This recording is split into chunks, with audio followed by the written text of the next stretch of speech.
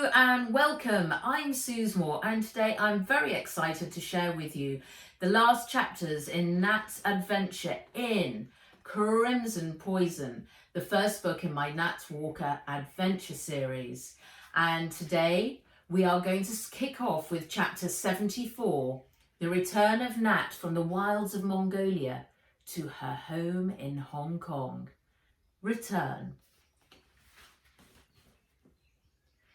Later that night, after the last of the partygoers had left, Jamuka rolled out his mattress. The fire in the stove burned low, casting a soft orange glow across the gur. Nat lay on her bed with Jebe at her side. "We must leave for home early tomorrow, Bao Bao," Jamuka said to Nat. Hong Kong? Nat sat bolt upright. She'd been so immersed in everything here, she'd almost forgotten what was waiting for her back there. No, zoinks, we've got to stop Aunt Vera," she said, her mind filling with images of Wetley Towers, her aunt's bony finger jabbing at her, Ah Wong sailing the junco away, and her mother's kimono going up in flames. Her heart began to race. "We will face her in court and we will win," said Jamuka. "I just want to stay here," said Nat, reaching out to stroke Jebe's head. "You could, but your destiny lies elsewhere. I promised your parents." She leaned over, putting her face close to Jebe's. He cocked his face to one side and looked at her with his golden wolf eyes. "But my parents are dead." "But their legacy and hopes for your future must be respected." "What hopes? That I study hard, inherit a fortune and have to run a computer games company? What if I don't want to? What if I just want to stay here and be part of the clan?" Jamuka looked at her, his eyes softening. "You are from a very different world to this, Bao Bao. We will come back and visit the clan, but your true path lies in Hong Kong." "No!" He put his hands over hers. "You are brave as a lion. What you have done to save the clan and the wolf pack makes me so proud. I am truly honoured that I am your guardian. And as your guardian, I must ask that you trust me and honour your parents' wishes." She let out a deep sigh. "Can Jebe come with us?" she said, stroking his head. "Jebe must stay to ensure the survival of the pack." "I'll be back," she whispered to the wolf. Chapter 75, Communication. The buzz from Jamuka's fastpad woke Nat up. She pushed herself up from where she'd been lying across the seat. She was in Fred's old spot in the overrider. There was so much more room than she'd had in the back, and it was far less bumpy. She rubbed the sleep from her eyes, and outside it was dark. The full beam of the headlight showed them driving across the flat, white expanse of the steppe. "It's Wen," said Jamuka, passing over his fastpad. "Hi! You're alive!" said Wen, her face filling the screen. Nat blinked, her mind going into a spin as her old life collided with her present one. "I've read Jamuka's message. Wow, that's some adventure you've had," said Wen. "You are one gun-fu jade babe." Nat smiled. "Did he tell you everything?" "Yeah, all about this ex-clan guy who was trying to poison the clan with grow-em-up to get back at them." Nat felt Jamuka tap her on the knee. She looked up from the screen to see him holding a finger to his lips. It suddenly hit her that she was never going to be able to tell the truth about what really happened, even to her best friend. The truth about the Berserkers, the Tumenvachir, Genghis Khan. Secrets were secrets. "Yes, he was mad as a box of snakes," Nat said to Wen. Must have been. Anyway, you must be swift as a rocket and get back here. There's been a lot going down and you've missed all the news about an amazing hoax by the Berserker army about some super weapon that even had Mum and Dad fooled. Chapter 76, Confrontation. Zoinks, we've only got 15 minutes, said Nat, checking her watch. We're never going to make it. They had landed in Chetlapcock Airport, but still had to get across the water to the Hong Kong court building, where Wen had said Aunt Vera and Uncle Fergal would be waiting to get the Guardian papers stamped. She looked over at Jamuka, who was calmly speaking to an airport official. This way, he said, heading towards a doorway. Nat ran after him through the door and into a stairwell. They bounded up the steps, taking two at a time, until they came out onto the airport roof, where a speedcopter sat waiting for them, its blades rotating, ready for immediate takeoff. Zula! She said, jumping inside. The door closed and they lifted up into the sky and took off towards Hong Kong. Nat looked down at the flickering skyline. She was home at last. Minutes later, they touched down on top of the district court building. Nat climbed out to find Wen and Henry waiting. They ran to meet her, wrapping her up in a big hug. Yeah, you look and smell like a proper explorer, said Wen, letting go, taking in Nat's baggy trousers, black boots and wool sweaters. Not quite Shanxi, is it? Said Nat. Hurry, said Jamuka. Lead the way, Henry. Henry bounded towards the open door. The others followed, clattering down 20 flights of stairs. How much further? Shouted Nat. One more floor, said Wen, taking 2 steps at a time. They flew through a door, coming out into a long corridor. Wigged barristers powered along, cloaks flapping like bats.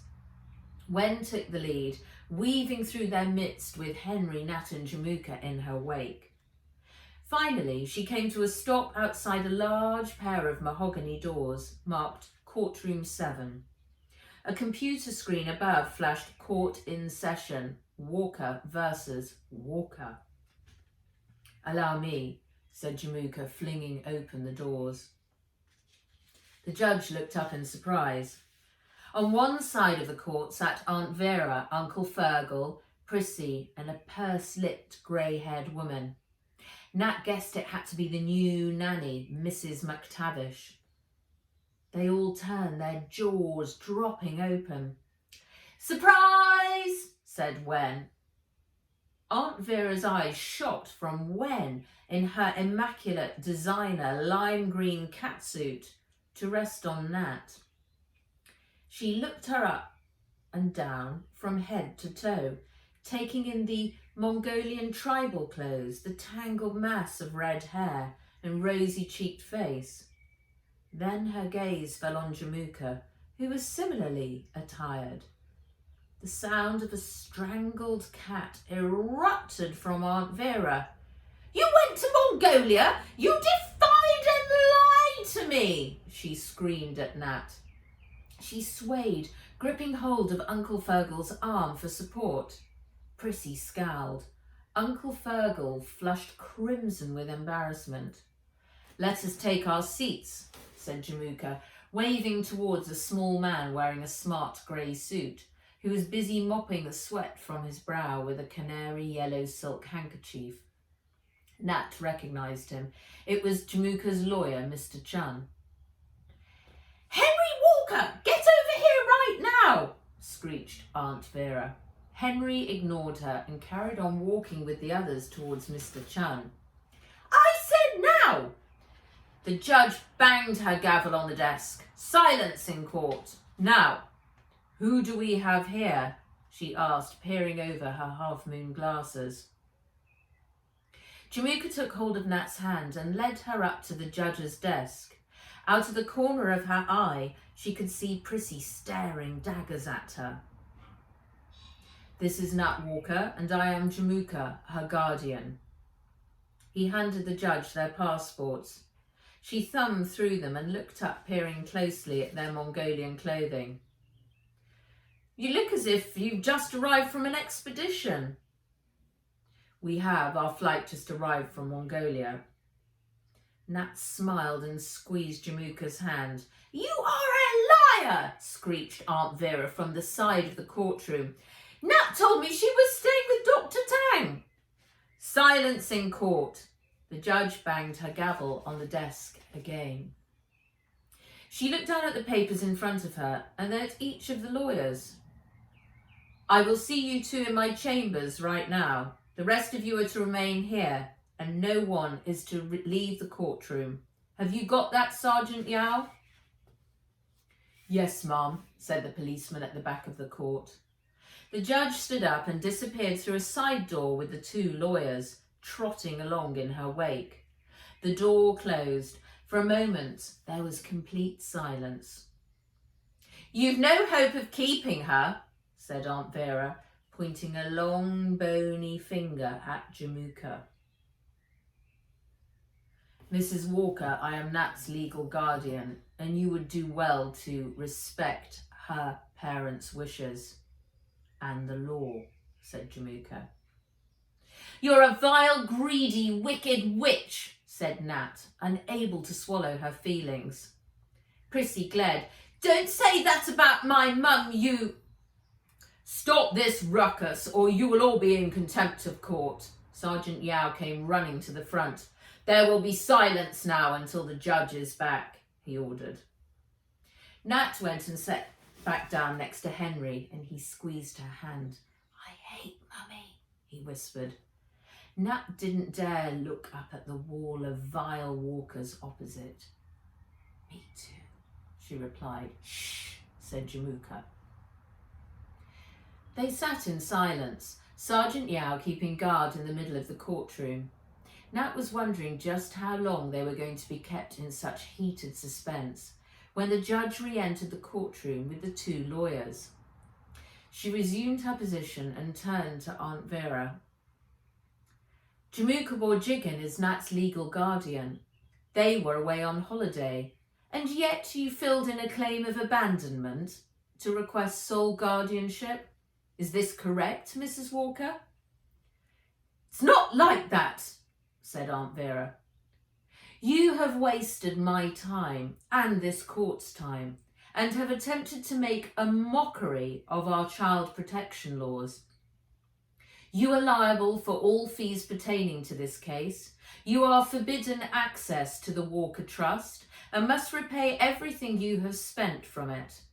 I'm also imposing a fine of $10,000. Case dismissed. She slammed down her gavel, stood up from her chair and swept out of the side door. Aunt Vera fainted. Henry and Wen let out a loud cheer, and Nat threw her arms around Jamuka. Let's go home, he said. Chapter 77. Surprise. Nat walked up the gangway onto the deck of the Junco. The sun was shining from a clear sky, and a light breeze carrying warm air blew across the blue waters of Victoria Harbour. She was home at last. Welcome, Miss Walker, said a tall woman in a white uniform. She held her head bowed low, her long dark hair tied back at the nape of her neck. When she looked up, she was smiling. You must be Ah Ping, said Nat, holding out her hand. Ah Ping nodded. Your new housekeeper, or perhaps I should say boatkeeper. Nat laughed. Yes, boatkeeper. How was your journey? My trip from the new territories was swift. With all the computers on board the Junco, it's easy to sail. Frantic chirping broke out on the upper deck. Nat looked up to see Jamuka holding up Gobi's cage. He sang back to her and she chirped even more loudly. Ah Ping held out a small red box. A label on the front read, Natalie Walker, the Junco. Handle with extreme care. Nat's hand trembled. Thanks, I'll take it to my cabin. She closed the door and sat down on her bunk. The last time she'd seen Fizz, he lay broken inside a wooden box, and it was all her fault. She took a deep breath and opened the lid, dreading what she might find. The box was lined with black velvet, and inside lay Fizz, his dragon eyes closed. His emerald scales had been polished to a glittering perfection, and his snout glowed warm amber. She gently lifted him out of the box, and his bright green eyes snapped open. His wings unfurled, and the broken one was now perfectly repaired. Hello, Nat. It's good to see you again. How are you? He said, cocking his head to one side. Fizz? She said in surprise. Yes, do you like my new voice? Big upgrade. Higher resolution, 2-inch screen and a custom designed CRU processor. Nat grinned. Zoinks, this is so cool. You are so cool. Oh God, I've missed you so much. By my calculation, I've been asleep for 12 days. Asleep? Nat wasn't sure about that. I'm sorry, it was my fault. I had used your wing to cut a rope. Do not apologise. I'm glad to be of service. Nat's bedroom door burst open. Henry came rushing in, followed by Wen. Daddy dropped me off at the quay. I can stay for the whole month, he said, jumping onto the bed. Nasty Nanny McTavish got her marching orders. Mummy's gone to a sanatorium for her mental health. And Prissy's working at Shanksy's stocking shelves for the rest of the summer to pay off the fashion bill. So I get to stay with you. And as of 1 hour ago, I'm officially forgiven by my parents for deceiving them and flying off to Borneo without their permission. My mother saved me by saying she thinks I have the makings of a top scientist or a spy, said Wen. Coo, said Nat, hugging her two best friends. There was a tap on the door and Jamuka walked in. Tea is served, he said with a short bow. Let's go, said Fizz, flying up into the air and onto Nat's shoulder. Everyone stopped and stared, their jaws hanging open. Nat put her hand to her shoulder. Fizz was perched up there like a real-life parrot. Now that is seriously ding, said Wen. Hey, can Nut get an upgrade too, said Henry. I've always wanted the 8th generation model. Your father's plan is coming true, said Jamuka. What plan? Said Nat. Your father designed Fizz to be a sentient robot. He wanted to make him as much like a living creature as possible, but he was limited by the technology of his time. I think, I speak, I fly, I have work to do on the feeling part though, said Fizz. Jamuka moved to the doorway. Arping's tea awaits, if you'll please follow me. What happened to our Wong? Said Henry. Jamuka sent Mr. Chan, the lawyer, up to Datsu. He's terminating her employment and giving her a lifetime ban on ever contacting us ever again, said Nat. Maybe we could do that with Mummy too, said Henry. Nat put her arm around her cousin's shoulders. Let's head up on deck. I can smell cherry cakes. With Fizz on her shoulder and her two best friends at her side, Nat climbed out onto the deck of a Junco.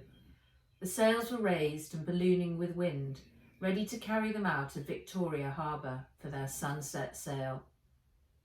We're home at last, Nat whispered to Fizz.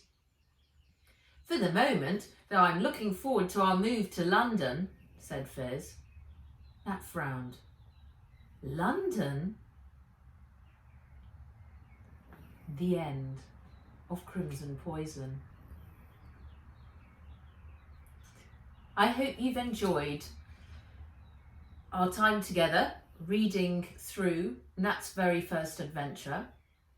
And next on the roster, we're going to join her and Fizz in London for book 2, which is Emerald's Secret. I'll resume that next week. And in the meantime, take care, be well, and thank you. From me and Minnie, who's snoring down here. Bye-bye.